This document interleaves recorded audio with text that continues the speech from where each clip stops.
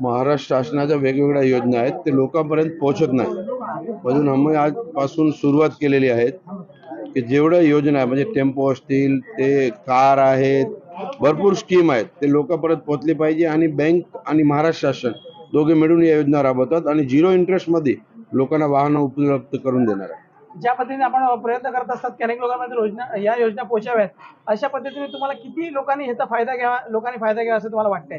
मला वाटतं जवळजवळ 100 टेम्पो हा विधानसभेत लागला पाहिजे अशी माझी इच्छा आहे आणि मी प्रामाणिकपणे आमचे सगळे लोक याच्यात मेहनत करून ते करतील। ज्या पद्धतीने सरकारने योजना आणलेली आहेत त्यांना बरीच सवलत मिळणार आहे, त्यांना अनेक प्रकारचे सूट मिळणार आहेत, जातीप्रमाणे त्यांना सूट मिळणार आहेत। कशा पद्धतीने योजना राबवली आहे?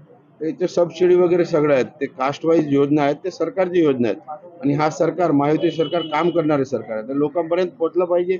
आणि आमची लाडली बहिणांना खास करून मी विनंती करतो की याच्यात भाग घ्यावा। थँक्यू।